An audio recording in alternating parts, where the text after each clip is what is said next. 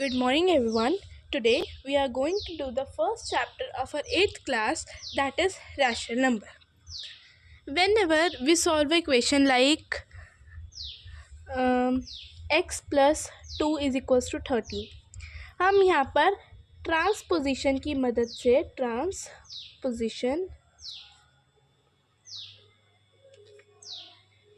से हम x is equals to 13 minus 2 is equals to x is equals to 11। यहाँ पर हमारे पास एक कैटेगरी होती है, कैटेगरी नंबर 1, जहाँ पर 1 से लेके इन्फिनिटी तक कोई भी नंबर आए हम उसे बोल देते हैं नेचुरल नंबर। ये याद रखना है आपको, ओके। 2-4 चीज़ें जो आपको याद रखनी है इस चैप्टर में। फिर आती है हमारे पास एक और इक्वेशन को सॉल्व करते हैं, जैसे x + 5 इज इक्वल्स टू 5। यहाँ पर अगर हम ट्रांसपोजिशन से करते हैं, ये वाला आ गया, तो x is equals to 5 minus 5 x is equals to 0। अब यहाँ पर हम कौन सी कैटेगरी लेंगे हमें तो नहीं पता, ना 1 से लेकर इन्फिनिटी तक है। तो अब यहाँ पर दूसरी कैटेगरी हमारी आती है, जिसे हम बोलते हैं whole number.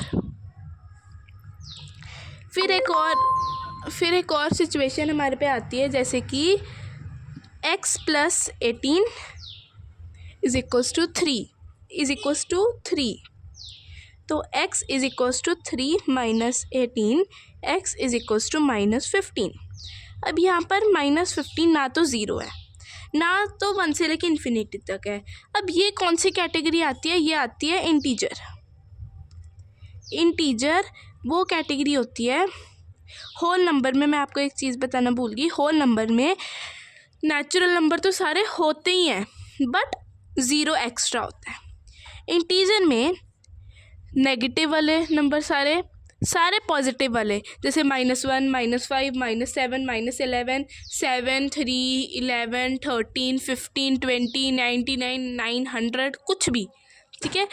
0 is neither a positive nor a negative integer, ठीक है। अब इसके अंदर हमारे पास आगे पॉजिटिव और नेगेटिव दोनों आगे।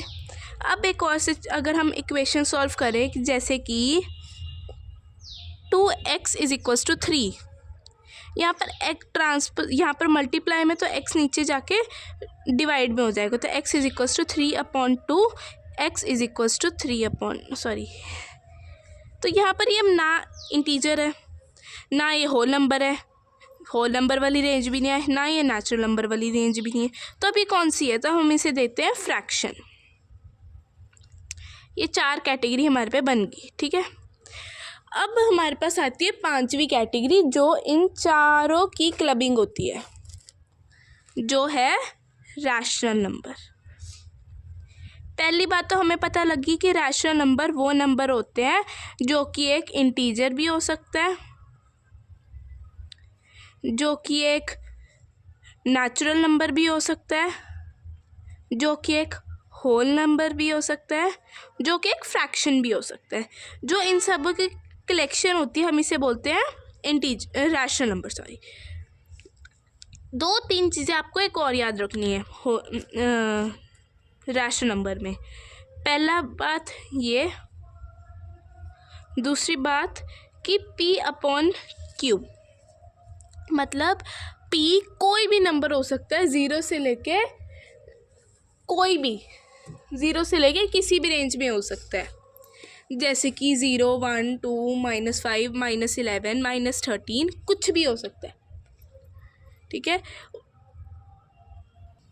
P/Q, P कोई भी नंबर हो सकता है, P कोई भी नंबर हो सकता है 0 1 2, बट Q कोई भी नंबर हो सकता है एक्सेप्ट 0। अगर Q 0 है तो वो रैशनल नंबर नहीं है, जैसे कि 2/3 is a rational number, -2/3 is a rational number, 0/3 is a rational number, but 3/0 is not a rational number. ये इस चीज़ का आपको खास ध्यान रखना है,